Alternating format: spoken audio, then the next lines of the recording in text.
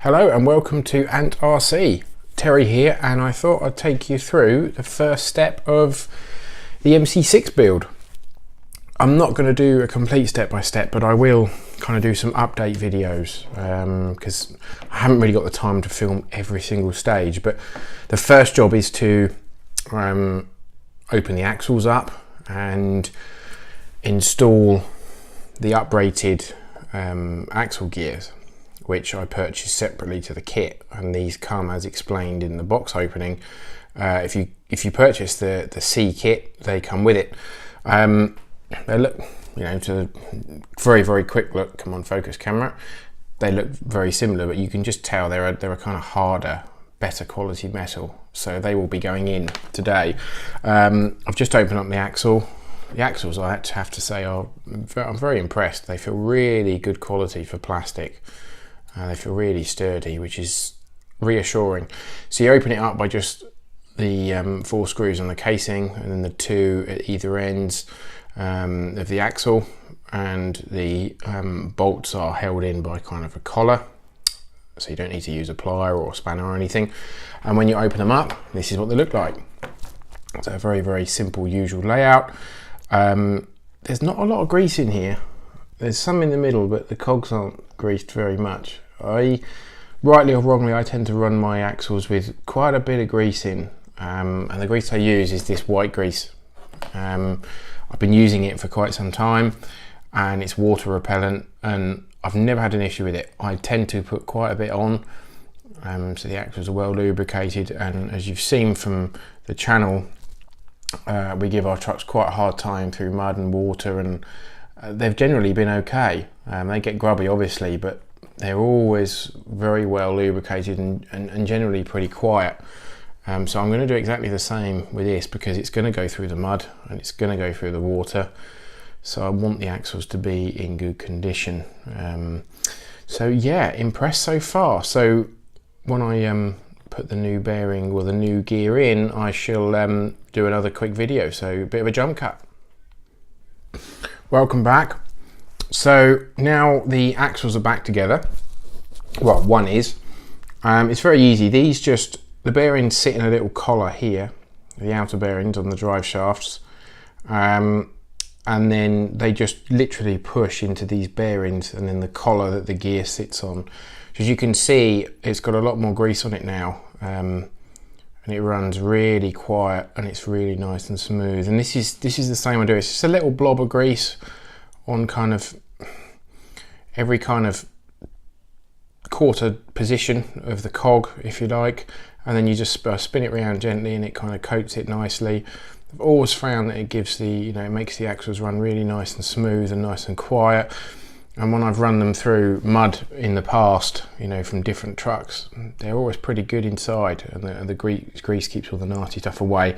Not saying you should necessarily do this to yours, it's just something that I've done and found that they run, for me, they seem to run better like this. So it's not a right or wrong, but it's just something that I've done. So I will be doing all 3 this evening. The first one back together. Something that's really quite important and is listed in the manual is that there's 2 washers on this side of this bearing, and there isn't one on this side. Now you'd think generally, if you might look at it and didn't read the manual, that one would go on each side, because when you take the gear out, the kind of bearings can fall off or whatever, and as it did in my case, the washers fell off as well, and you might thought, oh, I didn't look where they came from. You might be tempted to put one on either side. Don't do that, because if you do that, when you put the cover on and you tighten it up, the axle then won't turn. So the spacing in the axle is very much dependent, well, whether it turns and operates correctly is very much dependent upon where these washers are.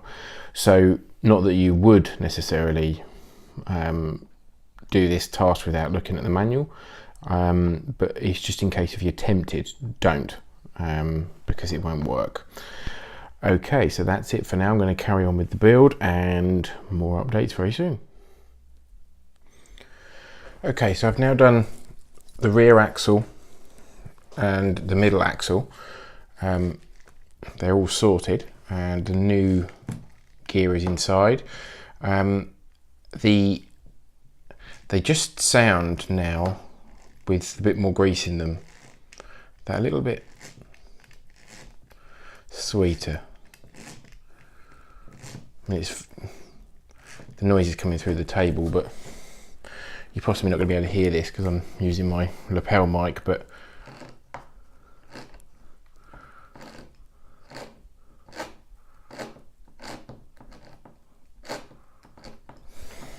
it doesn't really sound different.